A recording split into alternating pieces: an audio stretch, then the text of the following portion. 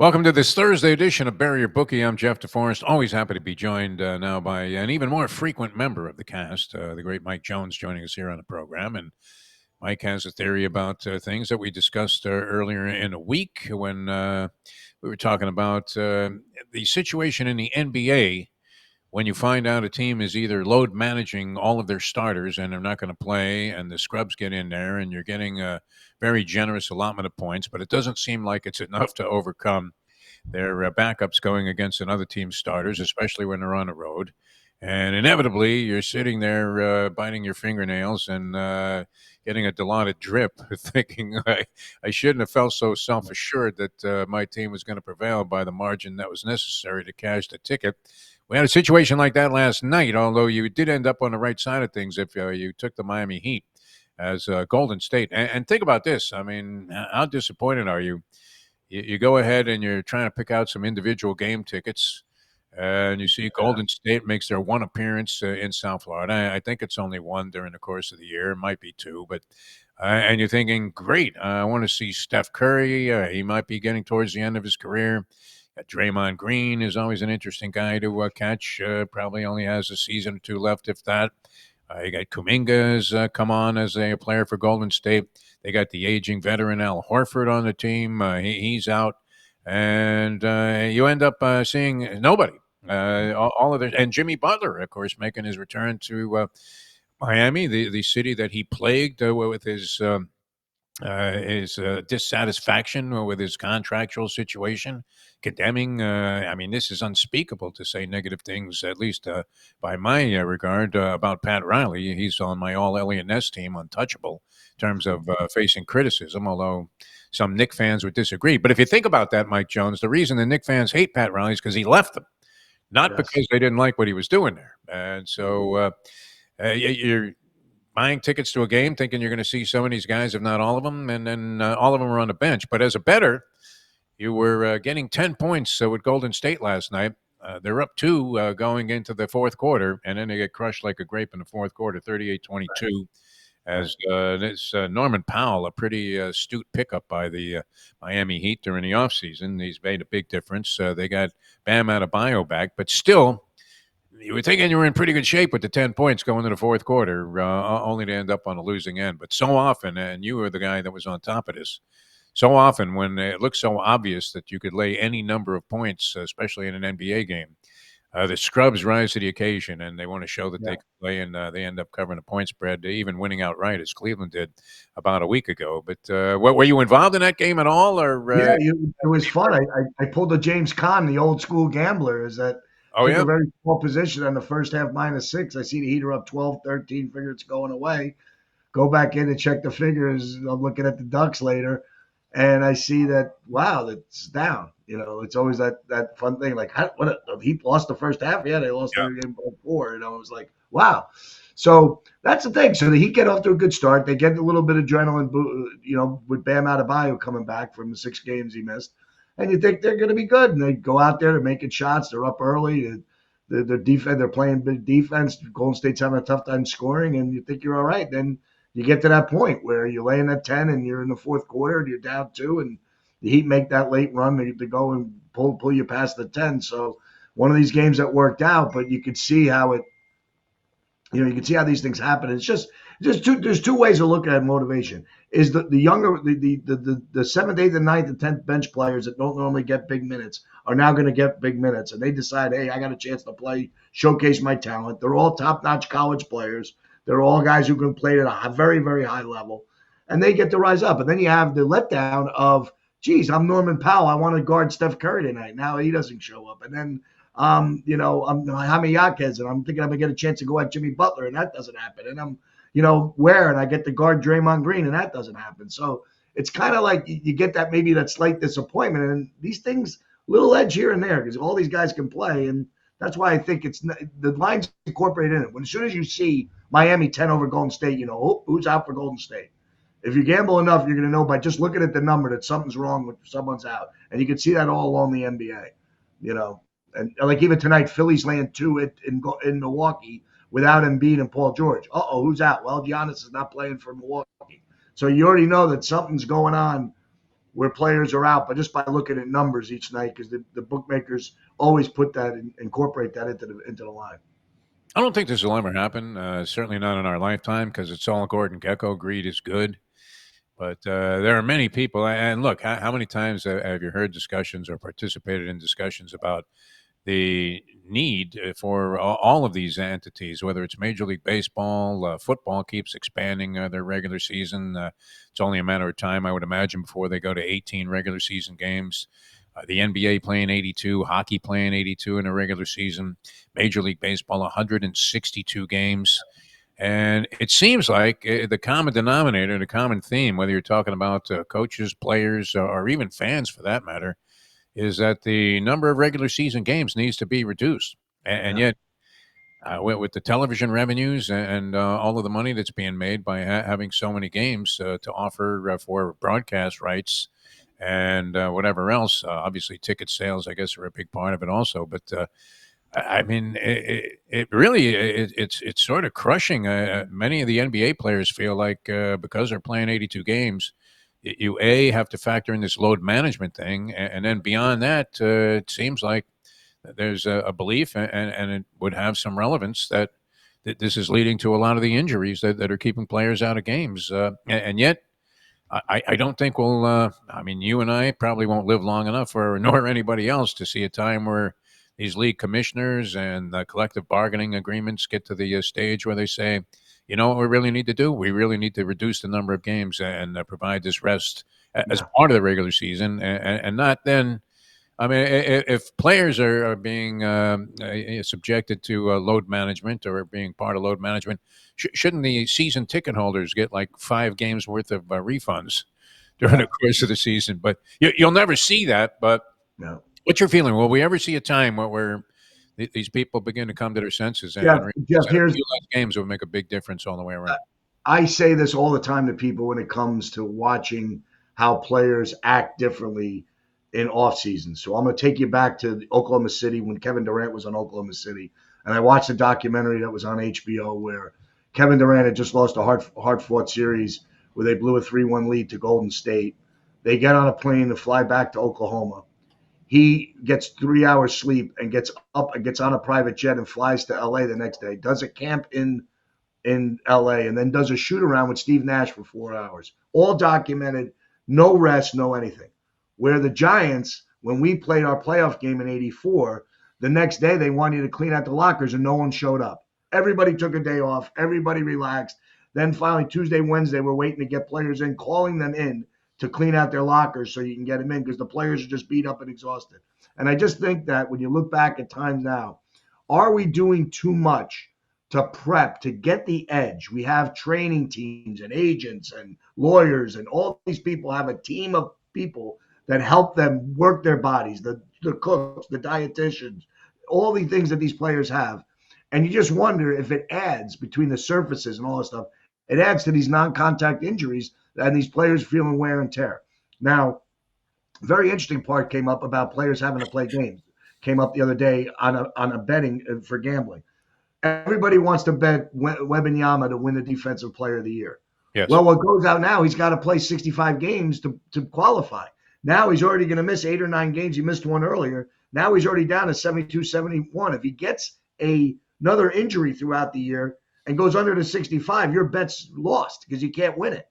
So there is some things happening where they're trying to get those players to play and don't want to have this that Paul Popovich, to me, started back with San Antonio when all of a sudden you go on a game and all of a sudden 7 guys don't play because he decides he doesn't want to play a back-to-back against a team with a better team coming up in 2 days. So it's, this is just the whole thing. And they do this to try to create the chance that you're going to have a long playoff run. And then in an Olympic year, your stars are going to the Olympics and playing in the summer. So there's never a real break. And I think that's where I think this is all happening. Football, the players that are underpaid are trying to get more money. They need that little edge. So in football, you're constantly working out nonstop. You're in the gym doing everything. Baseball players are in cages. Some of them go to Arizona and play in the winter fall leagues in Arizona and, play. So there's never that break. And I've talked to trainers about this. Does the body need a 2 or 3 month off, whether it be for mental health or be for body breakdown, to take that time and get off? And I think as gamblers, you better take this stuff into consideration and watch how it happens. That's why players are often. You have to do your studying because you just don't know how things react. And again, I go back to the thing I like to bring into it, the psychological edge of gambling and trying to figure out what teams are really, looking at. I mean, I saw something quick, not to break the subject, but this morning they're attacking Jalen Hurts on Get Up. And I'm like, why is Jalen? The Eagles are a 2-loss team. They don't have a problem, but they can't win the Super Bowl because their offense stinks. They're the same people. They don't have as good offensive line. But this is what we're talking about. We're not talking about this with Patrick Mahomes, who's on a 5-5 team that was in the Super Bowl. We're talking about the Eagles and Jalen Hurts all the time, that the Eagles offense stinks. So they win 2 games, like we talked about, only scoring 26 points, and their defense is that good. But I don't understand the conversations with these elite guys that talk about this, that these are the big problems on an 8-2 team. I think the Giants have the problems. We've been 2-10 for 5 years running. We're the problem that we have. The teams that are winning at a consistent level in the league, they're worried about it. Can they get to the finish line? And I think over the last 30 years, and you know this better than anybody, we've emphasized the championship more than we've emphasized great playing. When I was growing up, I was happy the Giants had a winning season. When I was growing up, Charles Barkley and John Stockton and Karl Malone were just great to watch all year long. Dan Marino, the best thrower of the football I've ever seen live. Nobody with a release and a zip like him. Yeah, I saw him. He went to the Super Bowl in '84 and never got back. But he's still successful. He's still a great career guy. He's still in my elite people just because he didn't win a championship. He didn't end up like Tom Brady. I don't know. That's what I think. I think we have. I can't agree. I mean, we were talking about that actually earlier on a previous show that I did. Chuck Nevitt has 4 rings. Right. So here's a big white stiff that was the 12th man, even deeper on benches of a couple of championship teams. And so if you're going to make the argument that Marino wasn't great, and I'm a big defender of Dan Marino, of course, I haven't followed his career. Awesome. I did a lot of things with him from a media standpoint over the years. But how can you – Ernie Banks, another guy. I mean, how can you say these are great players when you have any number of guys, including and one of the worst arguments that ever was raised in sports came about because the Baltimore Ravens had the greatest defense maybe in the history of the NFL, with apologies to the Steel Curtain and the Purple People Eaters and the Doomsday Defense and all these other great defenses that you will remember forever. That 2000 Ravens defense was great, but the problem was everybody started to believe you can win the Super Bowl without a good quarterback because Trent Dilfer happened to be the benefactor of playing on a team that had a defense that was going to shut you down no matter what you did. And so, I mean, that's just a misnomer, the whole thing about championships. Yes, it does distinguish your career to have some, but it doesn't necessarily negate the greatness of a player because he doesn't. And there are any number of examples. What would you say that Robert Horry was a great player, big shot Bob? But he has 7 rings or something like that. Yeah, I mean, and the other thing too, is bringing back to the my bias of the Giants. There's a lot of questions whether Eli Manning's a Hall of Famer. 500 record, a lot of picks. The one thing that makes him one, I guess, is that he won the championship. That's part of the argument. It's funny you mentioned about cleaning out your locker. I can't help. I started thinking about a story. I had a neighbor named Jim McKinley for many years.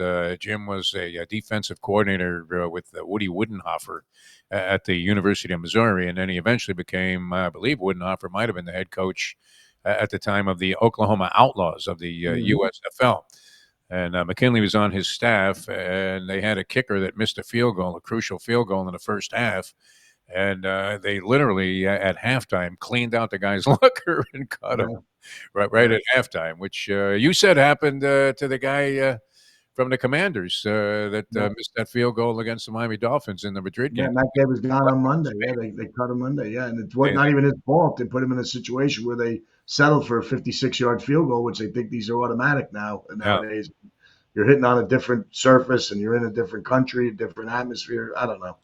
They just the drasticness of the way they make moves now today is just strange to me. But that's the point in reference that we're trying to make here is that players are sitting and you're resting guys and you're thinking of a playoff run.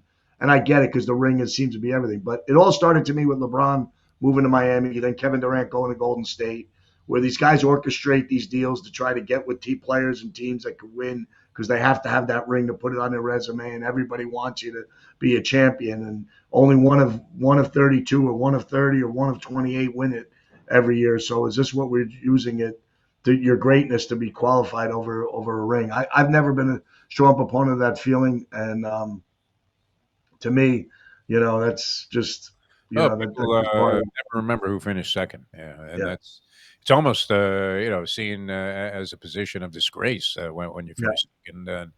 I mean, there's nothing wrong with being the second best team out of 30 teams or yeah. 32 teams in a league, but that's not the way that things are considered today. All right, we have a lot of stuff on the plate here, and Mhm. actually, one of the interesting games that's coming up over the weekend.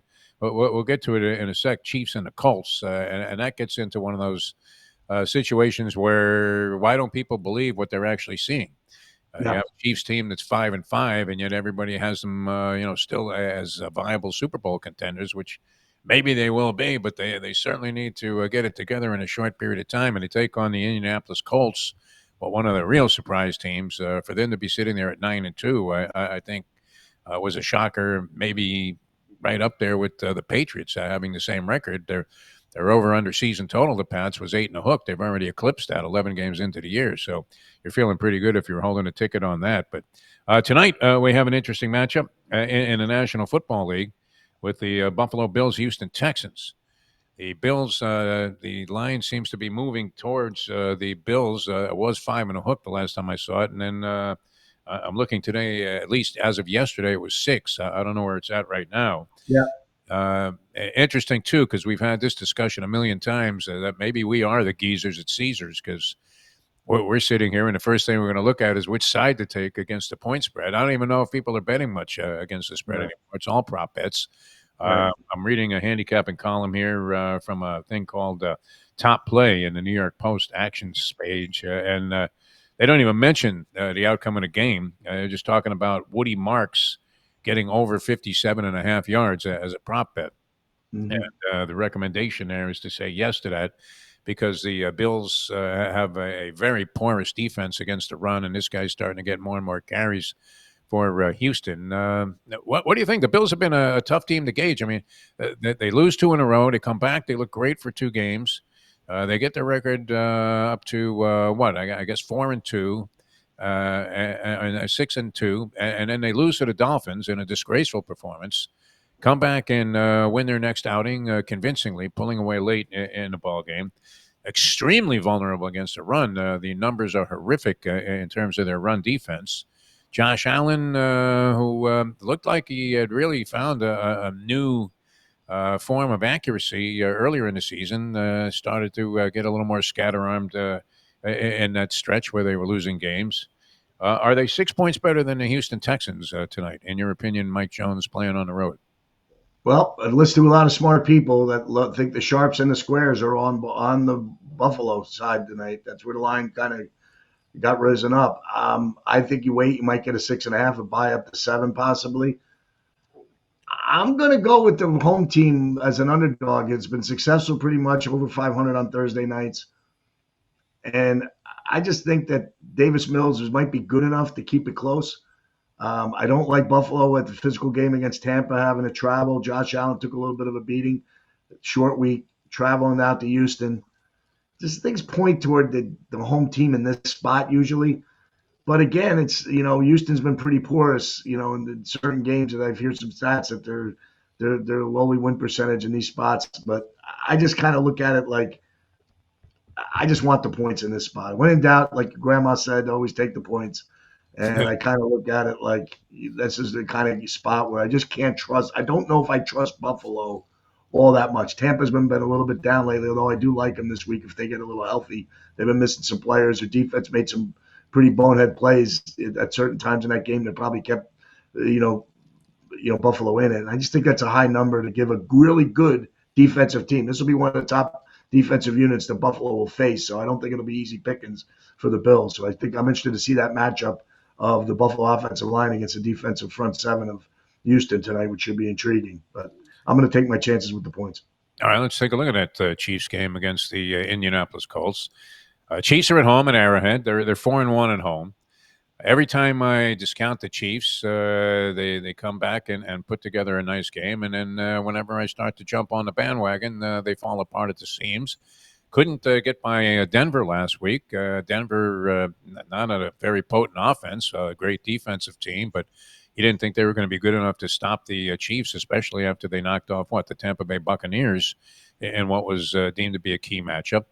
The percentage chance of the Chiefs making the postseason, I saw a number on this. If they win this game, supposedly, they have a 65% chance of making the postseason at 6-5. If they lose this game and fall to 5-6, that chance of making the postseason, which you would have to consider this a catastrophic season if they don't even make it to the playoffs with the expanded playoffs that they have in the NFL. If they don't even get in, it'd be about a 35% chance of them getting into the postseason if they lose to the Colts. I'm sure they're well aware of that. I mean, and we keep talking about this. Well, why don't you just believe what you see?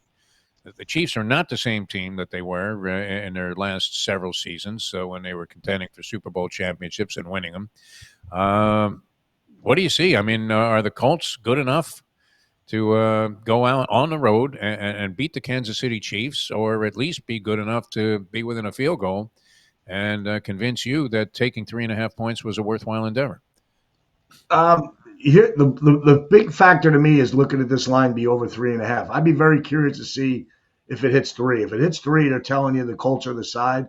Being an over 3 in this particular case is the reputation of the Chiefs, the history of how they've won these kind of close games, and the fact that their season's on the line. So everybody I talk to that says, "Oh, the Chiefs are 5-5, they can't go, they lose this game, this is big." But by the same token, the Colts have earned it. They've got, the big successful road win was against a banged up Chargers team. They haven't really played that well. There's only their 5th road game, and I just got to see it with my eyes that the Chiefs are done. That's in my wallet. That the thing is, you've been safe betting the Chiefs on the money line. 3.5 is an interesting number.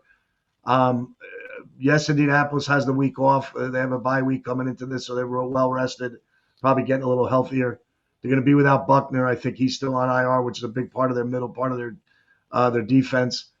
And again, they run the football, and the Chiefs have been susceptible to run. So Jonathan Taylor could have a big day. So again, does the Mario Cristobal factor happen here with Daniel Jones factor? Does Daniel Jones revert back to the Giants version of Daniel Jones, or does he stay the Colts version? So that's kind of where I'm at with this game. I just got to see it with my own eyes. So I'm taking the Chiefs just till I really feel like they're out of it. To just, but again, to that same point about the Jalen Hurts abuse, Patrick Mahomes has really been struggling a little bit this year. Yes. I think he's getting a lot more pressure than normal. I think his decision making he's forcing things a little bit. Andy Reid came out this week and made reference to them not running the ball and said, "Well, I'm calling running plays," and someone seems to change them and making, a quiet reference to the greatness of Mahomes making decisions at the line of scrimmage to maybe take a run and make it a pass. Yeah, I'm just really kind of, I got to see it. That's really what it comes down to. It's not a game I love, but if I'm taking it, I'm taking the Chiefs. I'm with you on that, and that may be dangerous for our viewers out there because I have been absolutely zamboozled by the Chiefs all season long. My tendency is to be like everybody else and look at past history. We were talking about this the other day where you can't fathom how scouts look at certain characteristics of players and then try and stretch the limits of their imagination to see them just overcoming miraculously some of their shortcomings, which was the case with Anthony Richardson, speaking of the Colts, who, he was a scatter-arm quarterback with no accuracy in college. I don't know why everybody all of a sudden felt like that was just going to cure itself once he got to the pros. He ends up being a high draft pick, which they moved up to get and traded some draft capital to get this guy. And then he's on the bench, and they happen to get very lucky. Either they have great coaching there, or Daniel Jones just needed an offensive line that was a little bit better. And yet Daniel Jones, a couple of games ago, reverted back to being the Daniel Jones that you despised as a New York Giant. So, New York Giant fan. A tough game to gauge. I just you feel like, and this gets to your mental approach, the Chiefs having been there so many times before. If you were going to give an experience factor part of the equation, what's on the line for them in this particular ball game, you would think would be enough of a motivation for them to go out there and at least exhibit their best stuff. And I think on their best stuff, they're probably at least a field goal better than the Indianapolis Colts on their home field, where they have prospered this year.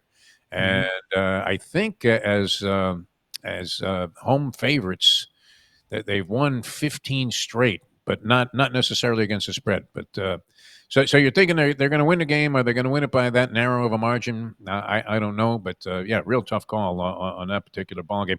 Anything else on the NFL slate that stands out to you, Mike Jones? As we the Giants. We're still in question whether Jackson Dart's going to play this week. The supposedly he's going to play though. Sorry, this is the latest word. I'm just reading an article here. It's on the back page of my New York Post. I have a graphic illustration here, and there's your man, Jackson Spark. So the anticipation is he's in by the New York. Okay. If he's in, we'll see where the line is. Someone said that the line went from 11.5 down to 10 in anticipation of playing. So if you're getting 10 laying 10 with the Giants and Dart, you're probably thinking that you have a good deal, good there. But that number tells me to still take Detroit. Detroit's a physical team. They will be able to run the football against us. I think they're coming off a game where Dan Campbell might have made a lot of decisions that he might not make against the Giants this week, going forward, doing things. I think it'll be a much more cleaner game from a coaching standpoint. I saw a lot of abuse that the analytics are being questioned now for the first time by the worst coaching decisions in the history of football have happened in the first 12 weeks of the season, which you and I have gone back and forth over the Miami-Washington game over the weekend. So now these coaches are starting to catch a little heat from the football media about, what decisions we're making. So I kind of like Detroit in this spot. Just the Giants have been struggling. The defense has really been underachieving. We'll see, but I think Detroit gets a wake-up call, and they probably get us this week. Another game that intrigues me, too, is with the Bears and the Steelers. Yeah. We don't know the status of Aaron Rodgers. Steelers getting 2.5. Bears favored. They have not beaten a team with a winning record all year. What does that show you? Maybe that's kind of what people think. The Jets are changing to Tyrod Taylor this week. Tough to get 13.5 points from anybody, in this league, but Baltimore seems to be getting it done a little bit now and seems to have rallied the troops. Do the Jets walk into a buzzsaw there? And then Seattle down in Tennessee. There's a story out there that, well, how's Tennessee can even score? That line staying around 13.5, hovering. Sam Darnold's probably not going to turn it over 4 times, and they were still close to a win. Maybe Seattle bounces back. But again, you just got to – this is really tough because the history of gambling, laying double digits on the road or betting double-digit favorites has always been a rough task. Yeah. And you just worry now because of players' health and priorities on the field, and do they make business decisions, late in seasons now when they want to get another contract and try to win? Goes back to original story about the NBA and teams orchestrating and load management, that maybe these players take load management in their own hands, because it seems like watching the Giants defenses, they've been load managing all year. And it's kind of like this is what you factor. So those are the games I'm kind of really looking into. I think we got something I lost last week. One of my best bets was the Vikings, and I watched that game through the finish. I don't know if the Bears were that good as that J.J. McCarthy was that bad. So now they're getting 6.5 from Green Bay, coming off a team that's been struggling a little bit, struggled to beat the Giants. Does J.J. McCarthy get that wake-up call in a division game and go on the road like he did a few weeks back and beat the Lions when we were watching that game together? Do they show up in Green Bay and give the Vikings, take that rivalry to that next step and cover the dog in the division game at 6.5? So there's a lot of stuff to watch. Should be an interesting weekend. All right, any college games that you want to go ahead and plunge on? Yeah, Vanderbilt, Kentucky, a little bit of a rival there. It's been the Eastern Division rival. Vanderbilt's laying 9.5 to Kentucky. How the game has changed a little bit. First time you're seeing Vanderbilt laying a big wood in an SEC game. They got something to play for. They're on the verge of a tournament. Diego Pavia has been fantastic all year. Quiet guy for a Heisman look. Probably should get invited to New York. I kind of like a little bit of Vanderbilt there. I also picked on yesterday. I'm on Oklahoma a little bit. Not want to take these big favorites, stuff like that, but Missouri's on their third quarterback. Oklahoma's got to get some momentum after that big win. I've always been a Brett Venable fan. So I'm kind of leaning there. And then one other intriguing game I see that total of 70.5 in the the Florida, South Florida UAB game. No one could stop anybody, and that might be a fun game to watch where you might see some touchdown galore game where you might see an over 70.5 in that game. That kind of intrigued me when I saw it. UAB's been an offensive juggernaut. They put up points and they play fast, and South Florida is one of the fastest teams going. So a lot of plays, a lot of big action. So it might be a game you look at to bet an over in.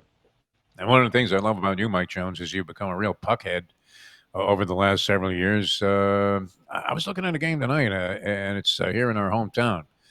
Florida Panthers giving a decent account of themselves in light of all of the injuries that they've incurred, including Sasha Barkov and Matt Tkachuk, the two key players on their team. Marchand has been brilliant with his 13 goals. He may have even added to that total and 10 assists as they beat Vancouver, I guess it was 8-5 the other night. But the New Jersey Devils have been a surprise team. They're getting plus 130 tonight on the road against the Florida Panthers. Would you be inclined to go ahead and drop the puck, or at least drop a buck on that game? Any thoughts on that? Yeah, I would like to see if Bobrovsky's playing, but yes, the Devils are missing Jack Hughes. There's some injuries there for the Devils. A couple of the main guys we know are already out for Florida, but they haven't played like that all year, so they're comfortable playing. Put up eight goals against Vancouver the other night. I kind of like the Panthers in this spot. And if I could take you out west a little bit to Dallas Stars are out west, Vancouver coming off that East Coast swing.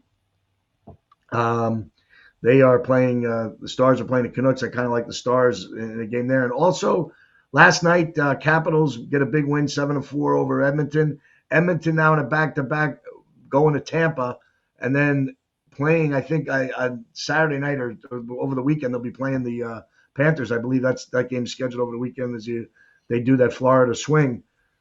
Watch out for Edmonton in this Florida swing. That this might get them right. They might be ready to play Florida, and I kind of like them a little bit tonight against Tampa. As crazy it sounds on a back-to-back, and Tampa's sitting there waiting for them, and Tampa's a good team. Just got a sneaky suspicion that this Florida run might be what gets Edmonton going. So just keep an eye on those little pucks for you. Speaking of Florida, I don't know if this guy was trying to fry a turkey, getting ready for Thanksgiving, but Lusterinen, one of the forwards for the Florida Panthers, a pretty good player, out tonight injured in a barbecue accident. Oh. Not many details were given. I don't know what the hell he did. Was he using too much food? Was he lifting the grill and dropped it? Lighter fluid. I had one of those where I picked up the grill from the inside and got a big burn on my hand. So that could happen. I've made that mistake once in my life. That's I don't know if it was as bad as the JPP fireworks incident, but we all know that Pierre Paul lost a couple fingers. We hope it wasn't that. But yeah, it should be interesting to see what that report comes out as. What happened? I have never seen it on the injury report. Hire a chef, Jeff. Hire a chef. That's all you have to do. You don't need to be cooking with these guys. You got all these dietitians. You know what happens when you throw that turkey in the fryer there. I mean, if you're not careful, the next thing you know, your house is on fire. And you're in the unfortunate same boat that Eric Spoelstra was. I was going to say, leave Eric Spoelstra out of this. Yeah. All right. Excellent job as always, Mike Jones. Always a pleasure. We'll look on Monday. Good luck with all of your wagers. And thanks so much, as always, for being with us here on Bury Your Bookie. Mike Jones, ladies and gentlemen, with us here on the program. We will be back again tomorrow with the professor and heading into the big Thanksgiving weekend, pre-weekend, and then a huge week next week coming up with all the games that are going to be played and the holiday on tap as well. For Mike Jones, I'm Jeff DeForrest. Thanks so much for tuning in on NoFilter.net and our various other affiliates to today's edition of Bury Your Bookie.